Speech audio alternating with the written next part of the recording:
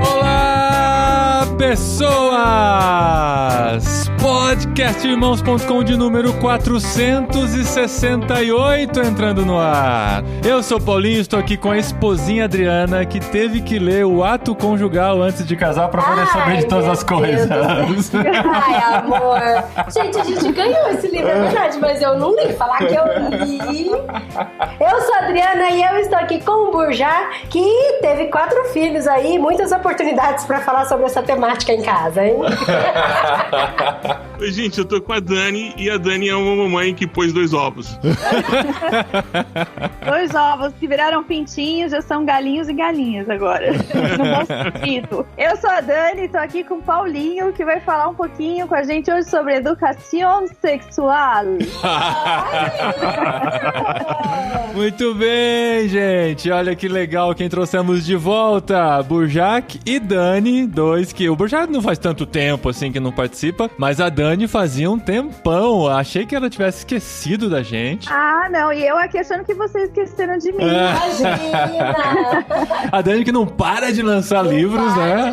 E olha, Dani, a gente tá curtindo muito. O Vila 2020 eu fiquei emocionada. Você acredita? Eu fiquei emocionada mesmo. É muito bonita a história. Gente, vale muito a pena ler. Foi muito legal, foi muito emocionante. E não amaram. Não é sobre educação sexual, né? Não é. Mas esse é o tema que a gente vai discutir hoje, educação sexual na infância. Devido a tantas coisas que têm acontecido, a gente às vezes para pra pensar, será que ainda é preciso falar sobre isso? Será que os pais ainda não sabem conversar sobre isso com seus filhos? Tem que falar porque sexo tá aí, né, gente? Tá Nunca aí. sai da moda, né? Vai dar uma...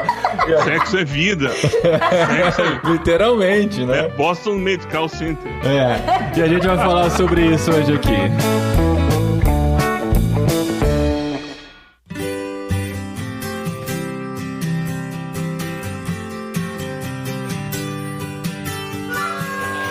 Esposinha, você tá virando a produtora desse programa. Eu tô virando Vem com os produtora. temas. É produtora e roteirista desse podcast. E também eu trago os participantes aqui de ouro, olha só. Eu fiquei mal acostumado com o Gustavo indo atrás dos convidados do Jetlag, agora eu preciso de você também aqui no podcastirmãos.com. Vou trabalhar, marido, vou trabalhar. Mas, esposa, por que chegou esse tema? Por que a gente começou a conversar sobre isso? A gente falou com a Dani e com o Burjac pra gente gravar hoje. Olha, faz muito tempo que eu tava pensando a gente gravar sobre isso, porque é interessante que o podcast ele vai acompanhando a nossa vida, né? Falei, agora que a gente tem uma cachorrinha em casa, daqui a pouco a gente vai ter um podcast sobre cachorrinho também. sobre pets. Sobre pets, porque agora nossos filhos a gente tem 2, né? Um que agora tem 8 e outro tem 10 anos. E há muito tempo atrás, né? Bem antes da gente até vir pra Espanha, a gente já abordou e já teve muitas conversas sobre isso com eles. A gente teve um episódio de 2019 com a Andréa Vargas, que a gente gravou no Aquário de Ideias, lá do Encontro Cepal, que a gente pincelou sobre isso, né? Só que assim, Aquário de Ideias é aquilo, né? O convidado passou na porta, a gente traz pra dentro, sai gravando. Aquele programa ficou uma loucura, falamos de sexualidade em diversos níveis, mas a gente mencionou um pouquinho sobre educação sexual, né? Sim, e agora eles também estão aprendendo sobre os livros, né? A parte biológica mesmo, de ciências biológicas. E aí a gente acaba abordando e conversando sobre esse assunto, né? Com eles. E o que mais me chamou a atenção, porque assim, aí nesse processo eu sempre converso até com a Dani, vejo bastante seu Instagram. A Dani tem vários Instagrams aí pra gente seguir também. Olha só. Hoje tem muitas informações boas. Escolha o seu tema. Influencer, né, gente? Aí a gente foi vendo e seguindo, né, as pessoas e conversando pra gente aprender um pouco mais, né, sobre a temática e o assunto. E em maio agora aconteceu o Maio Laranja. E eu recebi vários materiais falando sobre sexualidade também. E 2 temas, assim, me chamaram muita atenção e que eu acho que daria pra gente compilar os 2 temas nesse programa. O primeiro tema foi que a gente não prepara as crianças, os nossos filhos e as crianças, né, que a gente tem contato, sobre o seu corpo, sobre educação sexual. E uma outra temática foi sobre abuso sexual de crianças, que além de ser uma taxa muito alta, isso acontece também com frequência entre os cristãos, tanto igreja e meios missionários. Então esses 2 temas assim me chamaram muita atenção. E aí eu conversei bastante com a Dani, como que a gente pode falar sobre educação sexual de uma forma preventiva para as crianças, e também a gente discutir sobre alguns casos que aconteceram e como que a gente pode reagir diante dessas informações. Porque em maio, gente, eu fui bombardeada com muitas informações. Daí eu falei, agora, a gente vai fazer o que com essas informações, entendeu? Não, muito legal. E pensar assim, os números são alarmantes, né? O Paulinho falou, será que a gente ainda precisa falar sobre isso, né? Aí quando você olha os números, são 3 crianças a cada hora abusadas no Brasil, a cada hora. Então, assim, é um número altíssimo. Então, é muito alarmante. Inclusive dentro das igrejas, como você falou, né? E o problema é a gente não falar sobre isso, falar de forma distorcida, e eu acho que a oportunidade nossa aqui nesse podcast é trazer esse assunto de forma positiva, como forma de prevenção, porque quando você informa a criança, informa os pais, você está protegendo. Então, acho que é muito importante a gente trazer esse assunto à tona. E não só para quem é pai e mãe, que tem seus filhos e que pode ensinar, deve ensinar educação sexual, questão de limites, né, e conhecer o corpo, mas a gente também consegue identificar crianças que passam por isso. E aí a gente tem a obrigação de cuidar e proteger nossas crianças, né? Eu queria já até aqui, já abrir um parênteses, um dos artigos que eu recebi em maio, do Maio Laranja, foi um artigo da Alicia Macedo, que é do Ministério de Filhos, da MTB, com o título Violência Sexual contra as Crianças, um tabu na comunidade missionária. Então, durante o programa, eu vou até citar algumas coisas que eu achei interessante ler no artigo, e se você quiser, você pode ter acesso a esse artigo dentro do Instagram do SIM da MTB, ou você pode entrar no Instagram da MTB e solicitar via DM, ou pelo Instagram do SIM da MTB, que também tem esse artigo lá. Sim, com C, tá? Não com S. Cuidado integral de missionário. Exato. Eu creio que falta-nos uma teologia do corpo. Falta a gente explicar melhor isso, porque nós conseguimos avançar muito nos últimos anos em termos editoriais, em termos de formação pastoral e de liderança eclesiástica, produzindo materiais com autores nacionais, né, com as realidades do evangelho plantado na América Latina, no Brasil, etc. Mas em relação à teologia do corpo, a gente está muito ligado ainda a autores com um background norte-americano e ainda dentro de se a gente for fechar o zoom um pouquinho mais, a gente vai olhar com uma teologia do corpo um pouco distorcida, né? Precisamos pensar um pouquinho nisso, a formação da liderança em relação ao próprio corpo humano, né? Em relação ao prazer, essas coisas todas, porque essas disfunções, elas estão muito relacionadas à falta de um conhecimento de quem nós somos, né? O que Deus fez, como Deus nos criou, que parece às vezes que a gente pensa que Deus terceirizou a genitália pro diabo, né? Fala, não vou pôr a mão nesse negócio pois não. É. Aí chama o capeta e fala assim, vem cá, faz alguma coisa aí e o que fizer tá bom, depois eu continuo o trabalho. Não é isso, né? E a gente tem uma questão muito séria com o corpo, né, no meio cristão. Eu vou fazer esse recorte evangélico porque é o meu contexto, né? Tudo que é relacionado à nudez, ao sexo, à sexualidade, as pessoas costumam levantar um muro de defesa, não sabem como falar, não sabem como lidar com esse assunto, enxergam como algo pejorativo, como algo negativo, algo sujo, e sem querer a gente acaba passando isso para os nossos filhos, para as nossas crianças, né? Quando a gente se omite, a gente está passando uma informação para a criança. Que aquele, por exemplo, a criança, quando começa a descobrir os órgãos genitais, que ela sai da fralda, muitas crianças entram na masturbação infantil que não é negativa. A gente vai colher da masturbação adulta, né? Mas é uma descoberta dos órgãos genitais. A mãe bate na mão, tira a mão daí que isso é feio, que nojento, que lugar sujo, isso é lugar sujo. E aí você vai passando uma informação para a criança de que os órgãos genitais delas é um lugar sujo, é um lugar proibido, é um lugar negativo. E aí você cresce com essa informação, você tem um problema com o seu próprio corpo, né? Você vai ter um problema no teu relacionamento lá na frente, com o teu futuro parceiro e tudo mais, né? Ou então a gente vai pra outro extremo, né? Vai pra piada, né? E olha, isso sempre me incomodou, sabe? O tiozão que chega fazendo piada, pipiozão, e aí, já tá grande, isso aqui. E eu lembro, assim, que eu sofri bastante quando era criança, das tias ficarem querendo, e aí, já tá usando sutiã grande, já tá colocando enchimento no sutiã, não sei o que, sabe, assim, umas piadinhas, que é muito constrangedora, né? Então, eu acho que a gente tem que dosar essa questão da leveza, mas também com um pouco de seriedade, porque o nosso corpo é algo perfeito, né? Foi criado por Deus, com responsabilidade. É. E acho que vale a gente trazer a diferença aí do que é educação sexual e o que não é educação sexual, né? Muito tem se falado sobre educação sexual nos últimos 2-3 anos aí, e existe uma percepção errada do que é educação sexual. As pessoas relacionam a palavra sexual a sexo, como se fosse só relacionado ao ato sexual. E o sexual do termo educação sexual está relacionado à sexualidade, que é a nossa busca instintiva pelo bem-estar, pelo prazer. Então, assim, tudo que tem a ver com a busca pelo prazer do nosso corpo, por exemplo, eu me agasalhar aqui no frio, tem a ver com sexualidade, eu tô cuidando do meu corpo. A criança que chupa o dedo pra se acalmar, tem a ver com sexualidade. Limites, não bater no colega, não aceitar que batam no seu corpo, tem a ver com sexualidade. E o ato sexual adulto é um dos temas debaixo desse grande guarda-chuva que é a educação sexual, né? E aí muito tem se falado que educação sexual é você querer transformar a menina em menina, a menina em menino, que vão fazer os meninos virarem gays na escola, que é ensinar sexo para as crianças, que é mostrar pornografia. Isso não é educação sexual. É uma visão muito deturpada do que é educação sexual e que traz um prejuízo enorme a gente continuar propagando esse discurso. Então a gente precisa esclarecer bem que isso não é educação sexual. E é interessante porque quando você olha para o texto bíblico, por exemplo, que é a minha praia, a gente vê os caras dizendo assim, os irmãos ensinando a gente, olha, quando você for olhar o texto bíblico, você tem que fazer o contexto histórico, contextualizar o texto e sacar o princípio e fazer a aplicação do princípio. Mas o pessoal faz isso para alguns textos, mas para o livro de Cantares, por exemplo, não. Vamos ver só as imagens alegóricas do texto, né? Sim, não, inclusive aqueles exegetas que brigam com a gente, fala, não usa alegoria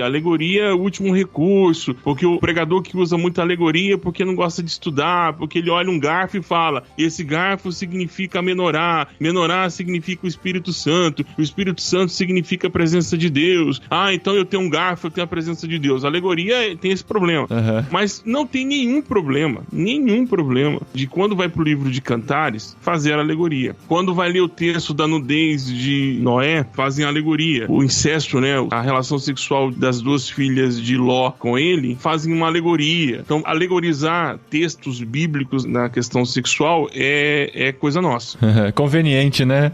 É muito conveniente. E eu enxergo que nós temos um problema na educação sexual porque, bom, se a gente está a partir do princípio que a Bíblia é o nosso livro de regra, ou seja, o que fazer e de fé, como eu devo fazer, né, as coisas, eu não posso desprezar textos que falam sobre sexualidade. Não posso. E se eu não posso desprezar, eu tenho que olhar o texto com uma ótica, assim, considerando os contextos. E considerar o contexto, eu tenho que primeiro me livrar do romantismo, que o romantismo estragou a teologia. E eu tenho que me livrar também do puritanismo, que é uma visão de ascese, de espiritualidade, em que nega qualquer benefício ao corpo. E aí eu tenho que lembrar que quando Jesus diz que eu vou ressuscitar, ele está dizendo, olha, este corpo vai ser ressuscitado. Eu não vou vir em forma de purpurina, eu não vou vir em forma de fumacinha, eu nem vou vir em forma de slime.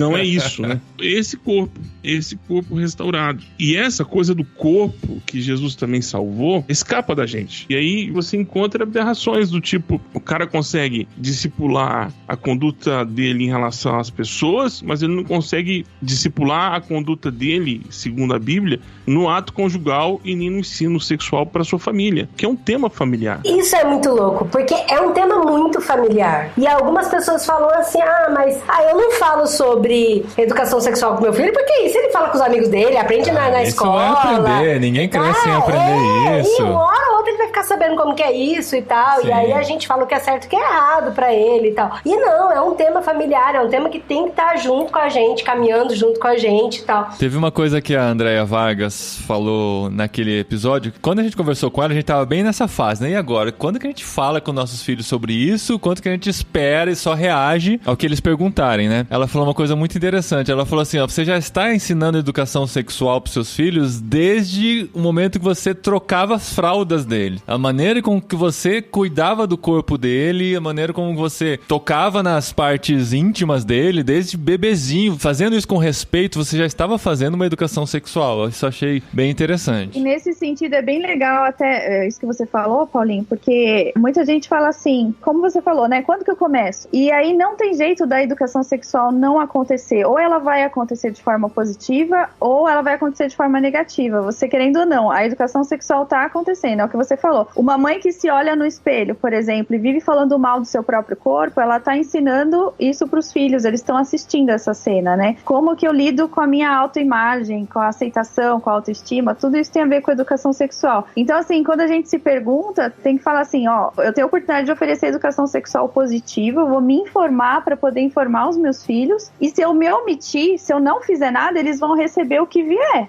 O que vier na escola, o que vier no condomínio. A gente sempre se preocupa em ensinar tudo para os filhos. A gente vai ensinar as cores, as formas, como se vestir, tudo a gente não espera eles perguntarem, a gente vai ensinar a levar na igreja, os princípios bíblicos, tudo a gente toma a iniciativa. Por que só em relação à sexualidade a gente vai esperar que eles peçam, né? Todo o resto a gente se coloca antes, né? Então, assim, é nossa responsabilidade, somos pais, mães, o abuso sexual costuma acontecer em sua maioria no ambiente familiar, pode estar acontecendo ali dentro da tua casa, entre amigos, e aí você como responsável, o que você vai fazer com isso? Você vai se omitir, esperar que outra pessoa fale, ensine, proteja o seu filho, né? Acaba se tornando uma presa fácil, né, Dani? O filho que não tem essa orientação que veio dos pais, isso é uma coisa que a gente sempre fala bastante pros meninos aqui em casa. Flora, não tem ninguém no mundo que ame mais vocês dois do que a gente, o papai e a mamãe. Então a gente quer ensinar tudo pra vocês, quer conversar com vocês, quer ter esse canal aberto de conversa com vocês. Por causa disso, até pra eles não se tornarem uma presa fácil de um abusador sexual, sabe? A primeira regra que a gente tem aqui em casa com eles é assim, se alguém chegar pra vocês e falarem que vão contar uma coisa que não pode contar pro papai e pra mamãe, é a primeira pessoa pra quem vocês vão contar. E a gente fala desde que eles eram bebezinho isso, né? Uma coisa interessante que a gente fez também tem muito a ver com a questão da morte também. Calma, gente,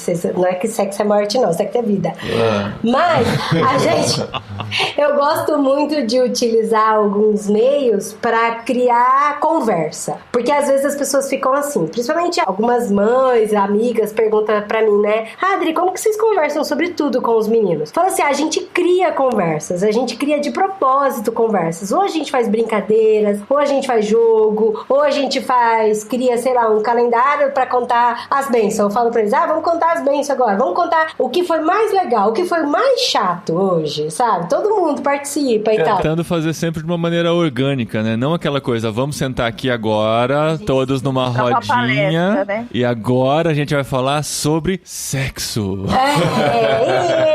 E aí, a gente percebeu que tava chegando a hora, assim, de falar sobre morte com eles, né? Eu lembro quando a minha avó morreu, a gente foi no velório, foi tudo muito rápido, assim, quando ela morreu, e o Daniel escapou, assim, né? Faz o quê?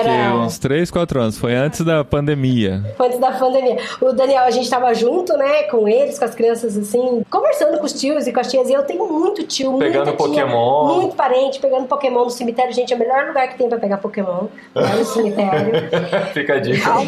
Fica a dica. E aí o Daniel escapou e foi, a hora que eu olhei, falei, nossa, onde tá o Daniel? Ele tava colado assim no caixão, olhando minha avó. Aí ele virou pra mim e falou assim, mamãe, a vovó não tem X nos olhos. Aí ali eu falei, putz, a gente precisa falar sobre morte com os meninos.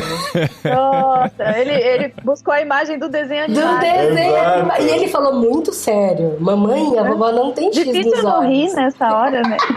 Então, como, né? Como a gente vai imaginar que na cabeça da criança eles imaginam uma pessoa morta como vê no desenho? Não passa pela nossa cabeça isso. A linguinha pra fora, né?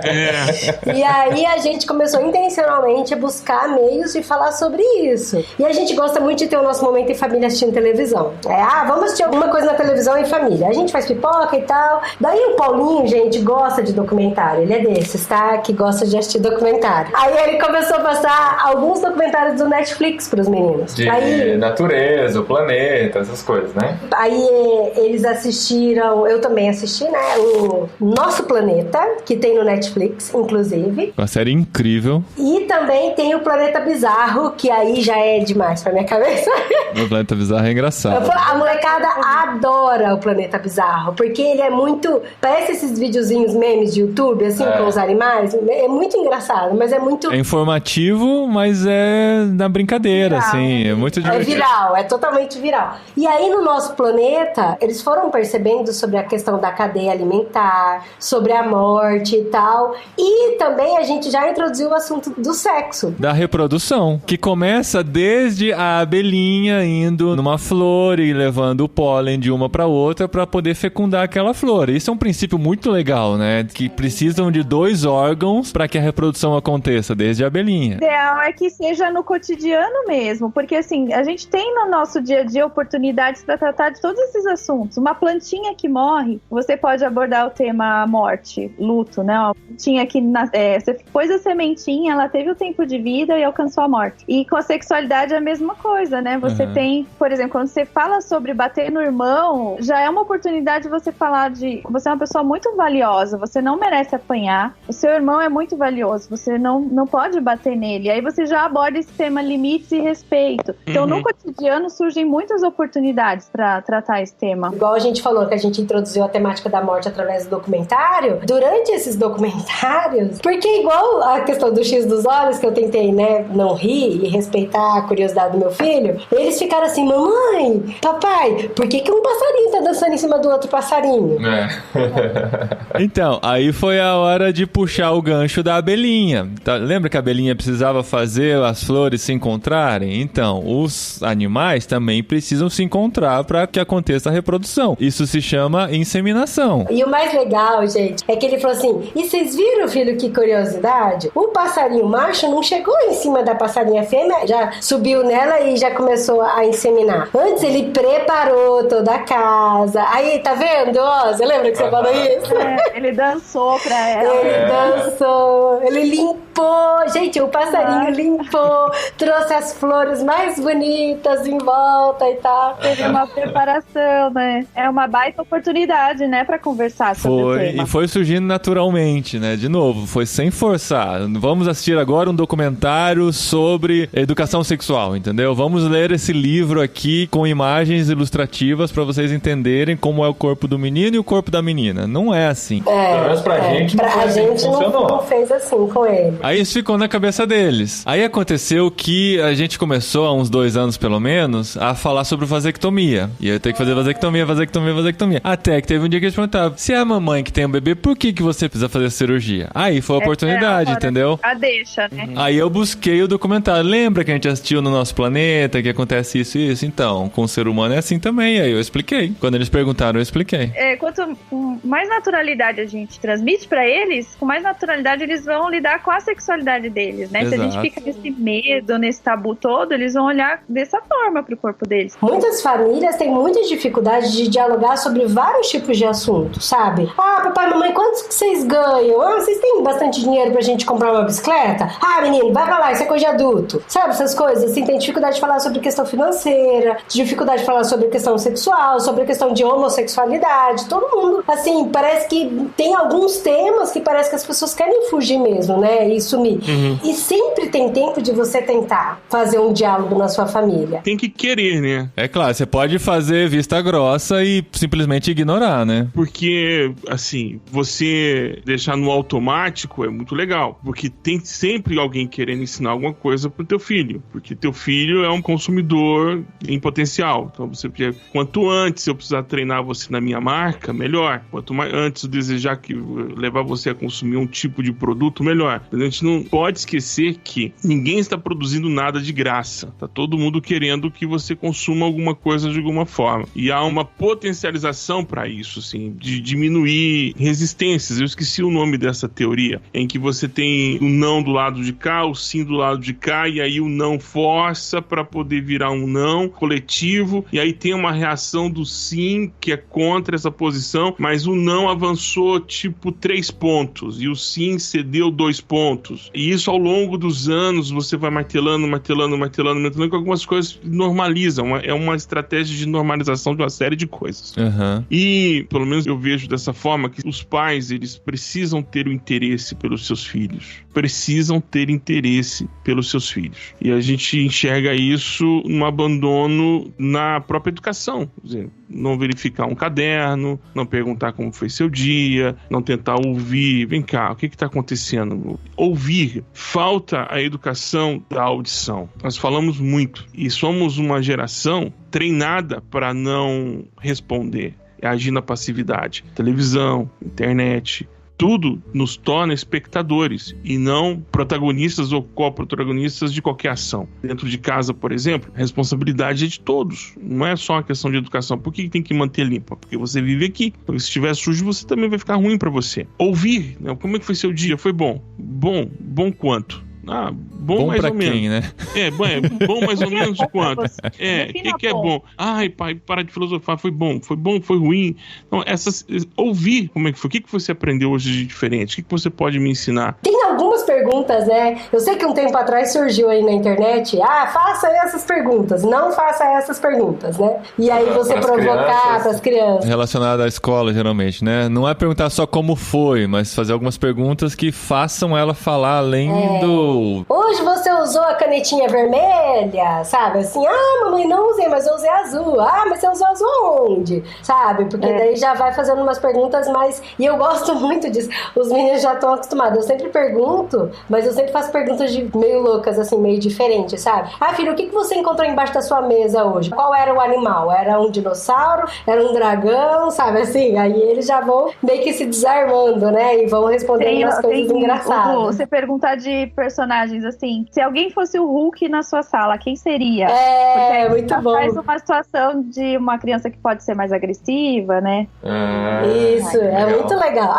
Eu já fazia algumas coisas assim, não sabia que era indicativo. Então são coisas que abrem um diálogo. E diálogo só é possível com transparência num ambiente de perdão. Por que a gente precisa falar sobre educação sexual? A gente precisa falar sobre educação sexual para prevenção. Mas a gente precisa também falar sobre isso dentro de um ambiente de perdão. Porque nossos filhos já podem ter sofrido algum tipo de abuso, em algum nível de profundidade de abuso. Como, por exemplo, é a professora que abaixa a calça da criança para ela fazer xixi, sem pedir licença, sem pedir permissão, ela vai lá e faz isso. O coleguinha de classe que abaixa o short do colega para fazer uma brincadeira expondo a nudez dele. Ou a colega de classe que vê que ela já tá entrando na puberdade e ela tá desenvolvendo o seio, e aí ela vai estrear o primeiro sutiã, e aí ela pega e estica o elástico do sutiã, causando esse... São tipos de abuso. E aí, esses tipos de abuso, quando chegam dentro da nossa casa e a gente pergunta, ei, como é que foi o seu dia? E a gente pergunta, como foi o seu dia? E a resposta é normal quando não foi, é porque talvez não tenha um ambiente também de perdão. Falar de abuso também é necessário, porque não adianta você querer perguntar se você não tem um ambiente de perdão dentro de casa, irmão. Se é só punição e não há perdão, não tem como discutir sobre esse tema. E sem a escuta que você falou, né? Um ambiente que escuta o que o outro fala, não só palestra para os filhos, né? Mas escuta. Quase 80% dos abusos acontecem no ambiente familiar. Familiar e entre amigos, né? Ou vizinhos ou amigos próximos, são sempre pessoas muito próximas à família. Pessoas de confiança, né? Muita confiança, aquela pessoa que ninguém desconfia. E aí você fala, se isso está acontecendo dentro da própria casa ali, os pais não estão percebendo, quem vai fazer alguma coisa por essa criança, né? E aí que entram as outras instituições, né? As escolas, as igrejas, são os outros adultos ali da sociedade que precisam estar atentos às crianças e adolescentes que cercam, né? Que estão ali por perto, apresentando comportamentos, porque as crianças abusadas, elas comunicam, elas avisam que estão sendo abusadas de várias formas. E muitos adultos não estão informados, não têm informação suficiente para perceber que o próprio filho está sendo abusado, né? Isso também é um pouco do reflexo da educação que a gente recebeu e ainda recebe, né? Toda a nossa formação é baseada numa tutela de terceiros, né? Você entra numa faculdade, você está no ensino médio, que seja, você já tem um currículo que eles dizem que você precisa saber disso. Então, é uma tutela. Alguém diz, esse tipo de conhecimento é o conhecimento necessário para você viver. Então, é uma curadoria em que você não participa, que não é levado em consideração os contextos, por mais que se pesquise, por mais que se fale, mas sempre tem uma linha de raciocínio. E a gente traduz isso para dentro da nossa casa. A gente faz um serviço de curadoria que às vezes não tem nada a ver com a vida da criança, nada a ver com a sua própria vida. Exemplo, essa quantidade de livros que a gente indica nos grupos de WhatsApp das famílias, que a gente não leva em consideração absolutamente nada. A época, quem escreveu, qual é a origem, o que está por detrás, qual é a teologia, qual é o pensamento. Por exemplo, você pega um autor norte-americano, ele tem toda uma construção sobre família, sobre patrimônio cultural, aquela coisa toda diferente de outros contextos que você não leva em consideração. Por exemplo, vamos falar sobre culto familiar. Ok, culto familiar, ótimo. Vamos falar então como que se celebra um culto familiar. Tá joia, mas na minha casa, pastor, moram minha avó, meu tio, a esposa do meu tio, a ex-esposa do meu tio, porque ela não tem pra onde ir. Aí tem mais uns 4 filhos que moram, porque minha avó cuida do meu tio que tá preso. E como é que a gente vai fazer um culto familiar? Entende? É muito bonito. Lareira, papai sentado numa poltrona do papai, a mamãe sentada ali, as crianças fazendo um cachecol, porque tem neve lá fora. Formando ali um semicírculo. Entendeu? Todos lendo a Bíblia, a gente vê até o cachorro comportado. Um piano no meio, né? Então é uma construção imaginário sobre culto que em muitas casas não é realidade, não tem nem como acontecer, não existe. Então nós estamos falando de leituras e de maneiras de se ensinar que tem uma curadoria não questionada, porque é muito fácil eu chegar e dizer assim, gente, pega esse livro aqui e lê. Não, peraí, não, vamos com calma. Não é só isso, a gente precisa sentar. Bom, como você percebe as coisas? Perguntar para os filhos, como é que você percebe? O que você acha que é? Como é? Por que você acha que é assim? Onde você ouviu? Tentar descobrir quais são os referenciais, porque a gente tem Peppa Pig, que é um referencial. A gente tem Shark,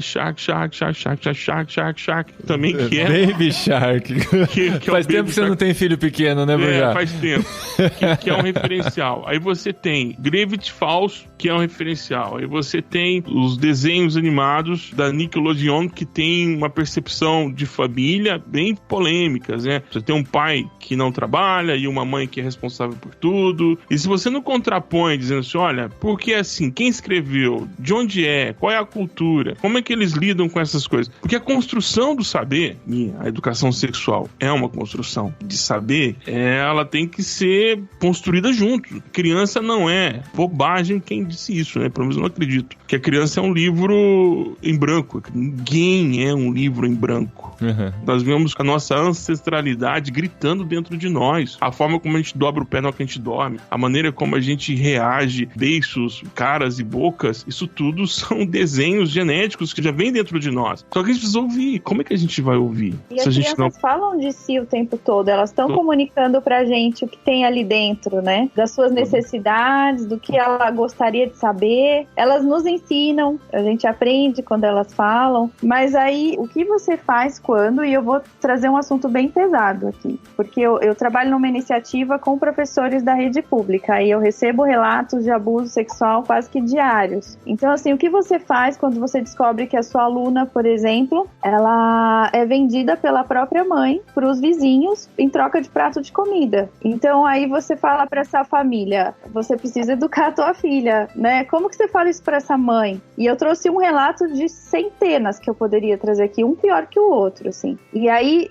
vem a nossa responsabilidade como cristãos. Eu me sinto chamada nesse sentido. O que a gente faz com essas crianças, né? O que a gente, como igreja, como cristãos, o que a gente está fazendo em prol dessas crianças que não têm a família para oferecer a educação sexual positiva? Elas estão recebendo uma educação sexual negativa, né? Então, eu acho que é um chamado muito forte para nós como pais, lógico, passando isso para os nossos filhos, mas que a gente tem feito com as outras crianças, né? Uhum. Das nossas comunidades e tudo mais. Como a Adri falou no início, crianças que são abusadas dentro da igreja, né? No momento de culto, no ensaio, indo no banheiro com o tio da escola dominical. 90% dos abusos são cometidos por homens. Isso também é uma outra questão que daria uma outra questão. Por quê que 90% dos abusos são cometidos por homens e só 10 ou menos por mulheres, né? Então, o nosso chamado aí como cristãos é muito forte, é um tapa na cara, assim. Eu me sinto, né? Quando não tem o Batman, bate na cara do Robin, assim. Mas é igual o Burjá falou, né? O Burjá e você também, né, Dani? Que as crianças, elas comunicam, né? Elas comunicam, elas falam o que elas estão vivendo de uma forma ou de outra, ou com palavras ou com ações, né? Tinha um amiguinho da escola dos meninos que eu tinha uma suspeita de que ele podia ter sido abusado, sabe? Pelas conversas que ele tinha com as crianças. E aí eu acionei a escola e conversei com a escola. Eu falei, olha, o amiguinho dos meninos, meninos, ele veio com essa e essa conversa e tal. E aí a professora chamou a mãe.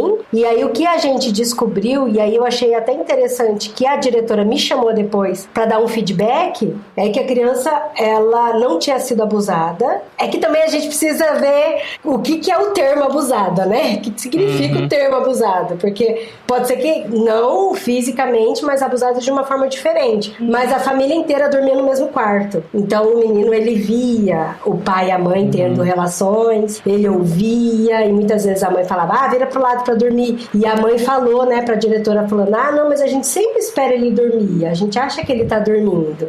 Existe o abuso sexual com contato físico e sem contato físico. Esse tipo de acesso, a criança presenciando os pais mantendo relação sexual, ou assistir tem pais que colocam filhos meninos pra assistirem pornografia pra se tornarem homens. Isso se configura como abuso sexual também e cabe denúncia também. Tá dentro dos parâmetros todos lá, né? E tem os com contato físico, que são os que a gente sabe, que vai do mais grave, que acontece a penetração, tudo menos grave, que são os toques nas partes íntimas e tudo mais, né? Mas é interessante que ele comunicou, né? A criança não chegou falando pra gente, né, o que ele passou. Mas assim, pelo tipo de vocabulário, pelas coisas que ele conversava e que falava e tal, né? A criança apresenta um repertório de sexo adulto, né? Isso é um grande sinal. A criança que apresenta esse repertório adulto já é um sinal. A gente não está acostumado com denúncia. Quando eu me mudei para a Espanha com a minha família aqui, nós estamos no campo missionário em Missões, aqui numa região bem próxima até do Paulinho e da Drica, também em Andalucia, um sol para cada andalu.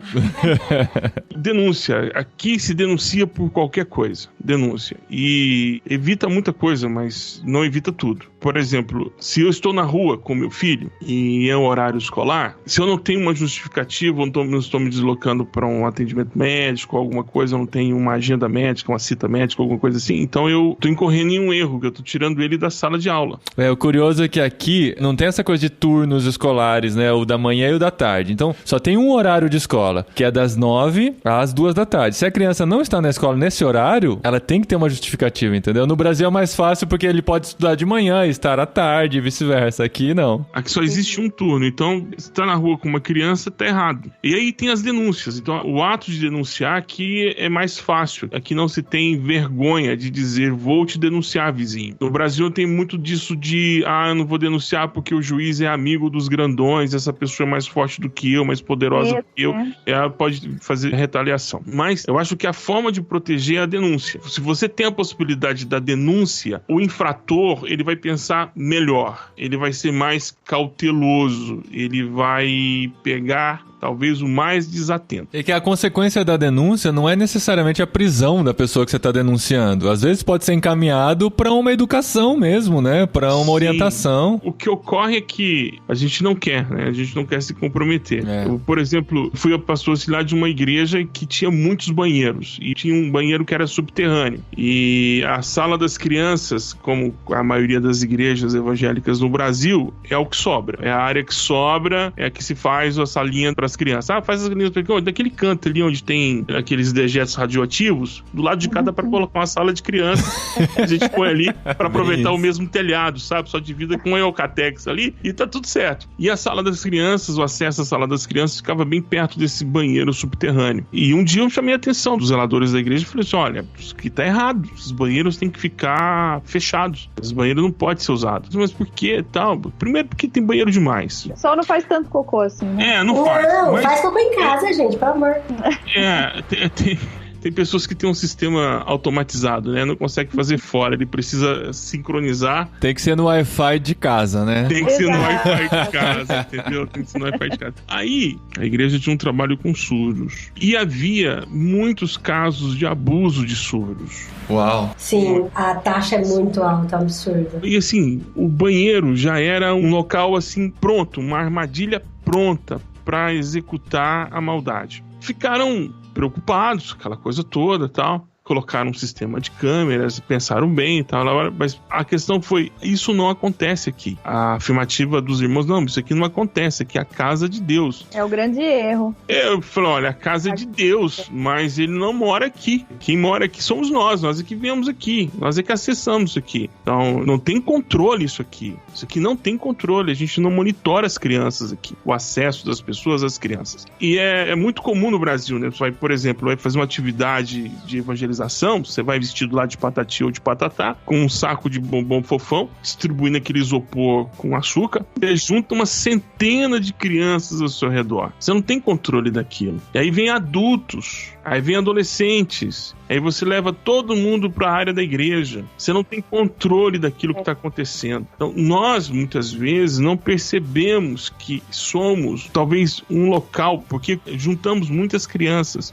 O culto da comunidade, né, da manhã, principalmente da manhã da EBD, as igrejas que existem EBDs ainda, junta-se muitas crianças. E agora, no mês de julho, centenas de escolas bíblicas de férias acontecendo ao mesmo tempo nas igrejas. Mais um lugar para o abusador ir lá e selecionar a sua presa e fazer a maldade com as crianças. Os pais levam, normalmente deixam a criança lá a tarde toda, né? Vão buscar no fim do dia. Exatamente. Então, eu tava vendo até aqui nesse artigo da Alicia, que eu falei no começo do programa, que os pedófilos, os abusadores, eles entendem essa facilidade de que é um lugar muito pronto, é um lugar muito fácil para ele ter acesso. Porque assim, a gente sabe, a gente é de igreja, a gente sabe como é difícil a gente conseguir voluntários para trabalhar na parte infantil. Porque eu já fico com criança o dia inteiro, não quero na igreja também cuidar de criança. Então tem essa certa dificuldade. E tem muitos abusadores que são os voluntários e que ele vai intencionalmente ser voluntário porque ali é um acesso fácil, sabe? A prática da pedofilia. Então isso é muito triste. É muito triste. Assim, eu fico com medo da gente afirmar dessa maneira e ter até um problema nesse sentido de que vamos começar a desconfiar de todos os voluntários agora de Ministério Infantil da igreja, né? Igual no caso do Brasil, né? Algumas enfermeiras não aplicaram a vacina, agora todas as enfermeiras são suspeitas de não colocarem a vacina correta dentro antes da aplicação, né? Então, assim, a gente tem que saber do risco, mas tentar entender como se precaver dele. De quem que é a responsabilidade? É o pastor que tem que cuidar disso? É os pais que tem que cuidar disso? É o líder do Ministério Infantil? Como que a gente pode evitar e que atitudes tomar nesse sentido para não termos essa situação? Assim, o abusador, ele tem esse perfil amigável, né? Existem estudos sobre abusadores. Nem todo abusador é um pedófilo. Pedofilia é um transtorno e nem todo pedófilo abusa, né? Então, muitos abusadores não são pedófilos, não carregam esse transtorno, que é uma doença e tudo mais. Aí, ele tem um perfil de sedução, ele seduz a vítima, ele leva brinquedo, ele é o tio legal, é a pessoa que ninguém desconfia, não é um cara com cara de mal, com saco nas fotos, né? Cara de tarado, né? Não é. É o cara que ninguém nunca vai desconfiar. E como que a gente se precaver, né? Que foi a pergunta que você fez. Fortalecendo informação. Fortalecendo os pais com informação e as crianças especialmente. Se você fortalece seu filho com informações, na hora de abuso ele vai saber dizer não, ele vai gritar e procurar uma pessoa. Então, assim, o canal é fortalecer os filhos. Você ensinar pra ele o que é parte íntima, o que é privado, o que é público, quem pode tocar, quem não pode, o que é o toque do sim, o que é o toque do não. Se você fortalece a tua criança nesse sentido, ela pode até estar lá no estudo bíblico, lá na escola bíblica de férias, ela vai gritar não e ela vai correr, porque o abusador, o maior medo dele é ser descoberto, ele não vai agarrar e ficar segurando a criança. Se ela gritar, ele vai parar na hora.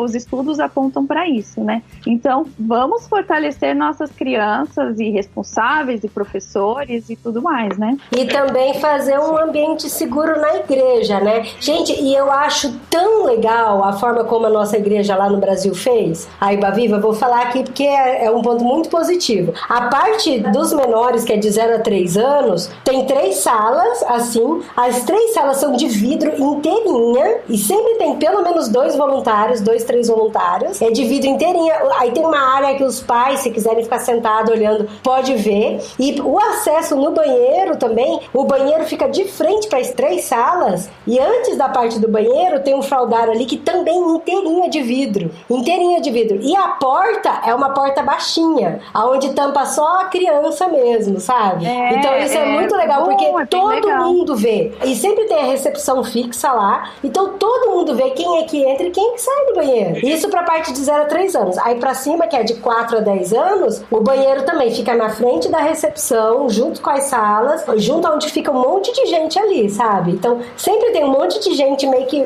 um vigiando o outro ali também, sabe? Estamos falando de igrejas de grandes centros, isso pode ser adaptado para todas as comunidades, assim. Primeiro, igrejas de periferia, como eu fui criado e pastoreei, o pai nem vai. A criança mais velha sai levando 5, 6 vizinhos juntos. Isso vai muito da gente também, de proteger, de identificar os voluntários, de conhecer quem são as pessoas. Não dá para, no dia da IBF, pastor, esse aqui é o meu primo, o Antônio, veio aqui e ele quer ajudar, ele quer ser voluntário.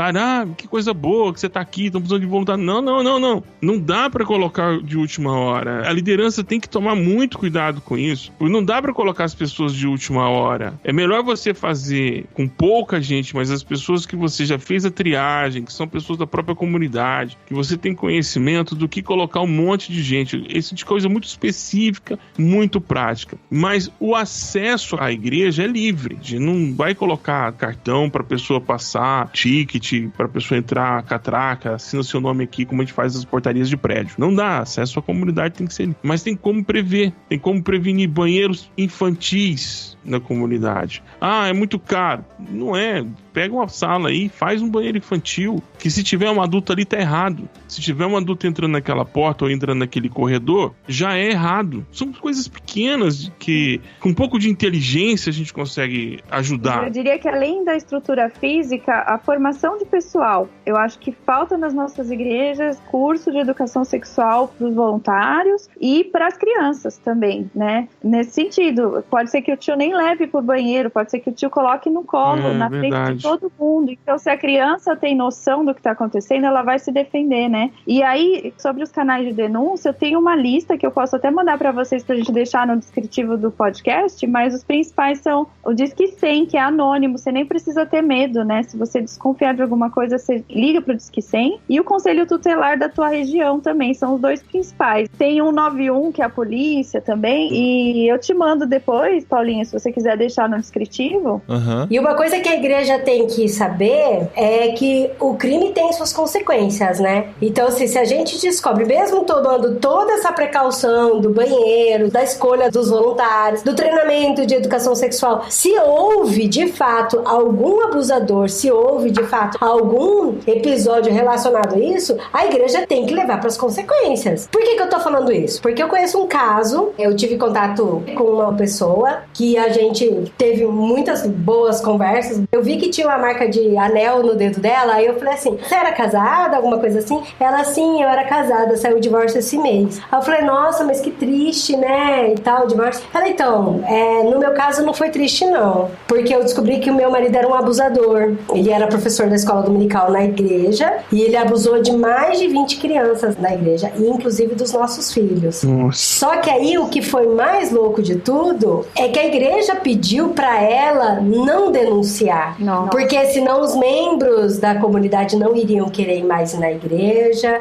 ia ver que era uma igreja muito vulnerável, e a igreja ia ficar manchada, ia ficar marcada. Falaram assim, a gente vai disciplinar ele, a gente vai afastar, vai proibir, e você entra com o divórcio e pede proteção, medida protetiva contra ele e tal. E ela se sentiu extremamente ofendida, mas extremamente ofendida com isso. É uma coisa violenta. E ela falou, né? não, inclusive a gente tem que entrar em contato com os pais. E aí ela fez isso. Ela denunciou o marido, ela entrou em contato com os pais de todas as famílias. Aí eu até perguntei pra ela, mas como que você sabia quais eram as crianças? Por conta do convívio que essas crianças vinham em casa. Porque ele sempre falava, hoje, depois do culto, eu vou trazer fulano e fulano pra vir almoçar aqui em casa, tudo bem? Ela conversou com as famílias, com os pais e tal. E assim, o que é triste no final dessa história toda é que ela e a família dela foi expulsa da igreja. Ela, né? Ela e a mãe, a família do marido dela não fala com ela até hoje. Até onde eu conversava com ela, né? Por causa que ela denunciou o cara e o cara foi preso. Eu tenho uma história muito próxima de mim desse caso, assim, de ter visto o abuso, a denúncia do abuso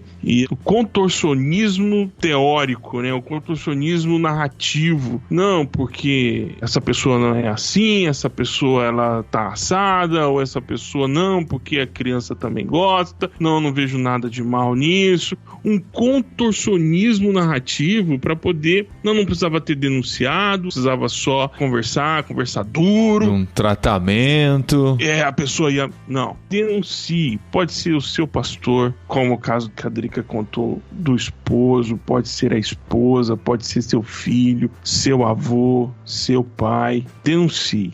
Mas a nossa família? Bom, a sua família já foi pro saco. vamos cuidar. Agora tem que parar para que outras não cheguem a este ponto, porque vocês descobriram e as outras famílias que não sabem o que está acontecendo, que foram vítimas desse abusador, essa abusadora. No caso do abusador, porque é o mais comum. Então, e a denúncia pode mudar a história do abusador, né? Sim. Se você fica em silêncio, você encoberta aquilo, ele vai continuar na mesma situação que ele tá, de pecado e tudo mais. Então, com a denúncia, tem um choque ali de realidade, quem sabe uma prisão e não sei o que pode acontecer. Mas você pode mudar o curso da história dessa pessoa, ele pode rever muita coisa, né? O nosso silêncio, a nossa omissão, muitas vezes colabora para que o pecado continue acontecendo, né? Ele precisa do silêncio, ele precisa estar escondido. E basta a suspeita. Você não precisa de provas para denunciar. A nossa lei diz isso. Então, você suspeitou, você liga no Disque 100 anônimo, ninguém vai saber de você e faz a denúncia. Eles movimentam uma equipe para investigação familiar. Mas vocês falaram várias vezes que a criança comunica de alguma maneira, né? Só que às vezes a gente não tá com o ouvido atento ou com os olhos atentos para observar. Quais seriam esses sinais que nós precisamos ficar atentos, que já são comprovados, já foram vistos em outras situações, que a gente pode observar nas crianças para caminhar para uma possível denúncia, talvez? Então, vou falar de alguns dos principais. Mudança repentina no comportamento. Era uma criança muito extrovertida, de repente fica apática demais, quieta demais, ou era uma criança muito silenciosa, de repente ela começa a ficar verborrágica. Sintomas físicos: falta de apetite ou excesso de apetite, enurese noturna, que é o xixi na cama, hematomas também, que são muito importantes. As pessoas normalmente só vão para os hematomas, né? Precisa encontrar sangue na vagina da menina para dizer que foi abusada. Não. Você tem outros tipos de hematomas pelo corpo que você pode ficar atento. Nas escolas, é muito frequente você ver no calor meninas e meninos utilizando agasalho. E aí, quando você vai ver, ele tá cheio de marcas por baixo do corpo. O abusador faz com que ele use o agasalho, né? Outra coisa é muito medo, apresentar medos excessivos, pesadelo, distúrbios do sono. Tudo isso a antena liga nessa hora. Não quer dizer que uma criança que fez xixi na cama tá sendo abusada, né? Não vamos pensar desse jeito. E nem que você tá comendo muito, né? Porque pode ser uma fase de crescimento, né? E outras questões também, né? Mas te deixa com a antena ligada. Vamos prestar atenção em todo o contexto. E quando a criança apresenta repertório sexual adulto, tanto em desenhos, quanto em brincadeiras, quanto em palavras. Eu atendi uma criança uma vez, de 9 anos, que ela fez pra mim um pênis de argila, com todos os detalhes de um pênis adulto e ejaculando. Ela pôs um barbante ejaculando. Então isso é um sinal. Eu tava numa escola, a gente fez a denúncia, encaminhou e acabou descobrindo que o pai, ele não abusava fisicamente, mas ele expunha o menino à pornografia, pra aprender a ser homem, pra aprender a ser macho. E isso cabe denúncia e tudo mais, né? Então eu separei aqui, vou mandar pro Paulinho colocar no descritivo uma série de sites com informativos sobre abuso sexual, sexualidade, educação sexual, para que quem estiver nos ouvindo se informe e mande para outras pessoas e montem cursos para aplicar nas suas igrejas e suas escolas e dentro de casa. Eu acho que a informação é prevenção. Não existe prevenção sem informação e a gente tem material para isso disponível. Muito bom. E Dani, qual que é o seu perfil de Instagram para falar sobre isso? Tem um sobre isso? Eu não sei, eu já me perdi nos seus perfis de Instagram. Oh, meu Deus, sério? Tô passando essa imagem. A Adri falou que tem um monte, eu não conheço tantos assim. É que assim, tem o Dani Marques, _escritora, que é o meu sobre os livros e minha vida pessoal ali. É o mais conhecido. Aí, como eu me formei agora em psicologia, eu acabei de informar um que eu trato sobre esses assuntos também, que é o Dani Marques, _psi. Tem esses assuntos lá dentro. É que tem outros 2 projetos que eu criei, que eu coordeno, que é o @Escola Fala e @Meu Menino Não Será um Agressor, que é a prevenção da masculinidade tóxica também. Isso é uma franquia. A gente vai ramificando, né? Eu só queria conseguir viver disso, ainda não consigo. Vai, em nome de Jesus. Amém, aleluia. E Burjá, aproveitando você aqui com a gente também, a Adri assiste todos os dias, de vez em quando eu assisto ao lado dela, as suas lives diárias no Instagram, mas é @Burjac, né, com CK no final. o nome estiloso pra todas as redes sociais. E qual que é a hora da live? Aqui na Espanha é meio-dia? 7 horas, horário do Brasil. Segunda, sábado, no domingo às 9. Não é sobre sexualidade, são conversas teológicas. Não, mas a gente fala sobre esse tema. Sempre quando esbarra, a gente não foge, não. Legal, gente. Tema pesado, mas muito oportuno. Acho que tem muita coisa pra gente pensar, conversar, estruturar nas nossas famílias, né, sobre esse tema. E se algum dia alguém contar pra você, porque às vezes a gente fala, a criança não fala, criança emite sinais, mas se de repente a criança falar, gente, não tira o crédito da criança, não desconfia, não fala, imagina, você entendeu errado.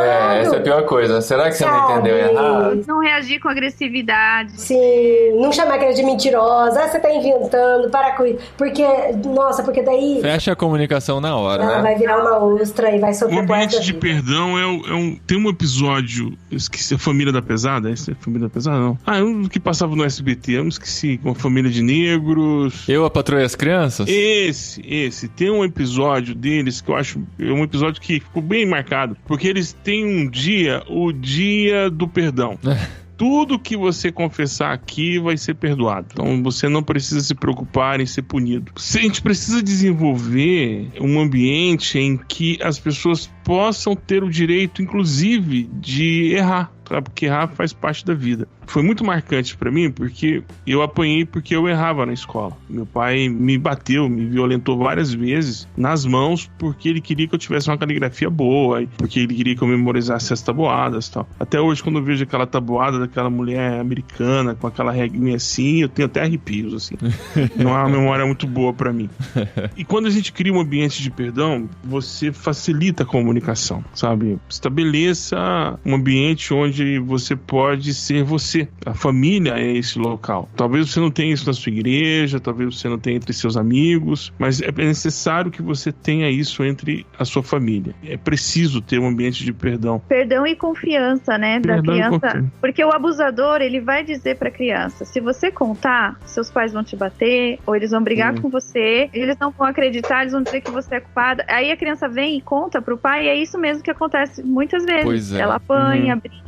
Se você tem um ambiente de confiança, a criança sabe que vai contar pro pai e pra mãe, ou se de repente o pai é que abusa dela, ela vai contar pra professora ou pra tia da escola dominical, ela sabe que tem alguém ali que vai ouvir e vai acreditar no que ela tá trazendo, né? Mas é isso, gente, vamos proporcionar ambientes de conversas e intencionalmente buscar essas coisas. Olha, eu falei brincando aqui que o Paulinho gosta de documentário, mas é porque ele gosta mesmo. Mas eu também gosto, de vez em quando eu assisto alguns episódios, né, amor? E aí, tem tanta coisa legal no Netflix, gente, que dá pra assistir junto com a família, tá bom? Então por que você falou isso, André? Não entendi, não. Pra indicar os Netflix, os documentários do Netflix, porque abre diálogo entre a família. Entendi. Parecia uma propaganda gratuita, assim, né? Ela tá recebendo por fora, assim, que eu nem sei, mano. Não sabia de nada. O Burjá tá recebendo o Boston Medical Group, a Adri tá recebendo do Netflix, eu tô querendo uma parcela disso também. Nada.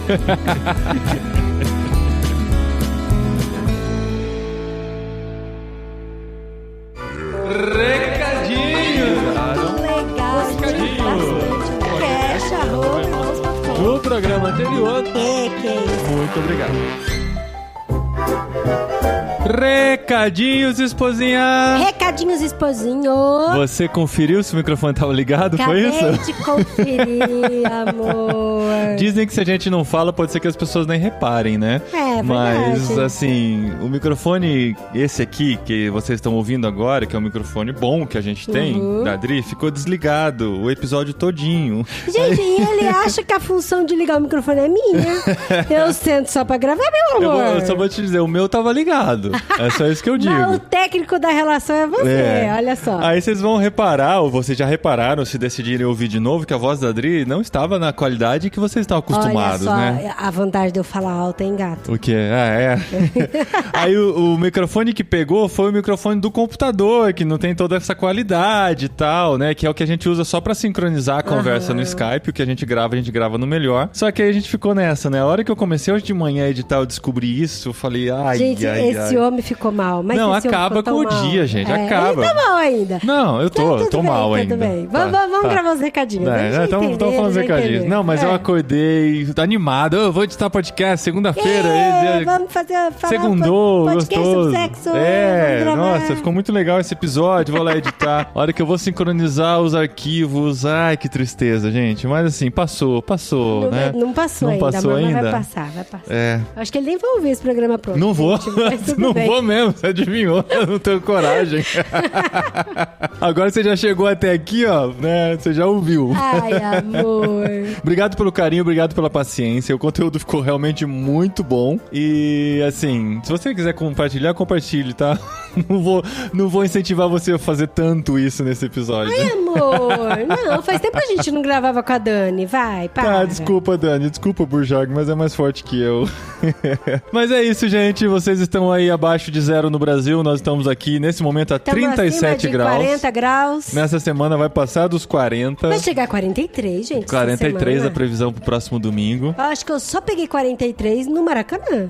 É verdade. Eu acho, de verdade. Aquele jogo do Zico, né, que a gente foi ver, lembra? Nossa, Deus. Os amigos que do isso, Zico gente. no Natal, no Rio de Janeiro. Gente, a gente gastou R$100 só de água. É, fazendo a correção da inflação. Na época foram 50, né? Mas a gente bebeu muita água naquele Não, dia. bebê, foi 100. A gente saiu com uma nota de 100. Enfim, a gente bebeu muita água a gente aquele bebeu dia, muita gente. água. Mas foi um dia delicioso com os amigos do Rio de Janeiro, foi né? divertido, A foi gente tá divertido. lembrando disso aqui na Espanha, aí que legal. E no final do ano vocês vão ver a gente falando do frio, né? Porque a Espanha, principalmente essa região aqui, é dos extremos, né? As estações são bem marcadas. Na verdade, as duas estações são bem marcadas. Verão e inverno, primavera e outono, dá um oizinho assim, pá, acabou. E acabou, né? acabou. Que seriam as mais moderadas, mas a gente tá vivendo esses extremos aqui. Mas sim, né? Apesar Mas do calor. o corpo acostuma, né, amor? O corpo acostuma a dormir pouco de madrugada por causa do calor. Por causa do cachorrinho. Cadê aquele sorriso, gente? Tem uma cachorrinha tão fofa. É.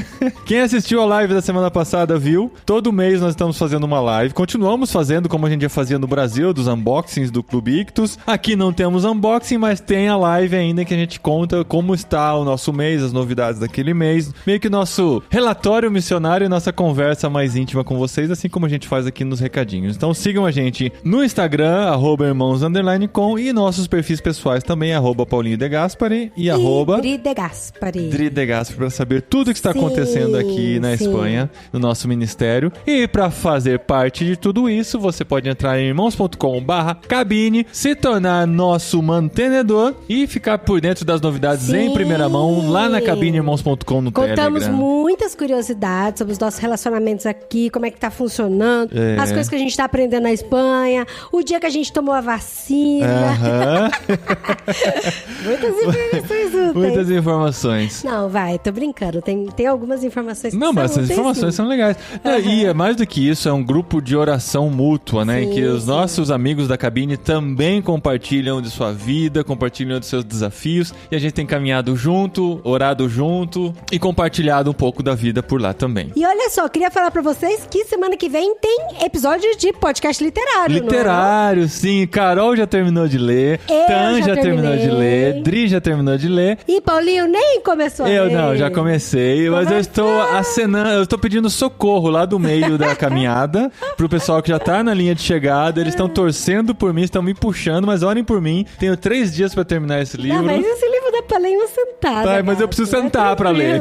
Esse é o problema, tá difícil. Inclusive, você pode ler com a gente. Olha só, pra quem tem Kindle, ele tá de graça no Unlimited. É muito estranho falar Não é que de tá graça também, porque você paga a mensalidade de R$20 Tô por igual os mês, né? meninos. Mamãe, usa cheque, né?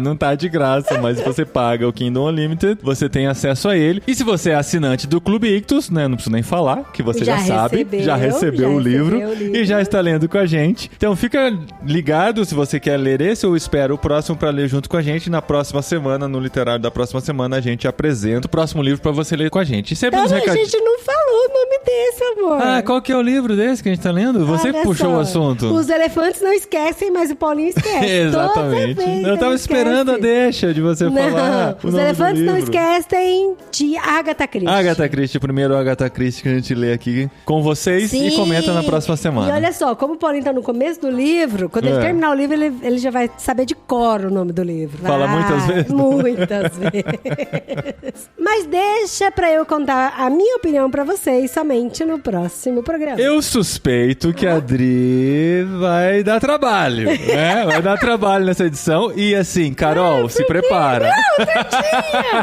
Eu já conversei com o Tan, já. Se prepara. O Tan já me preparou. Deixa, vai. Enfim, vamos ver. A minha régua é Jane Austen. Será que vai estar pra cima ou pra baixo? A sua régua é Jane Austen. A régua é Jane Austen? A régua é Jane Austen. Ah, tá. Assim, minha régua é de ruim. Tá bom, Não, porque, enfim, a gente fala semana que vem. Porque assim, se colocar Tolkien na mesa aí, acabou a conversa. Acabou. Tolkien acabou. Mas como aqui a gente fala também dos próximos episódios e dos anteriores, na semana passada teve Jet Lag muito especial com um casal de amigos nossos, Sim, Raquel e André Caruso, que estão na França. Na cabine também. Raquel da cabine. Fofa. Sim, nossos amigos contaram um pouquinho da experiência de França. Houve lá o episódio da semana passada que tá bem especial. Ficou muito legal. Gente, ficou emocionante. E a gente se encontra na semana que vem no Literário, então. Com os elefantes, não esquece. Tomara que eu não esqueça. E o Paulinho não vai esquecer mais não. Até lá, pessoal.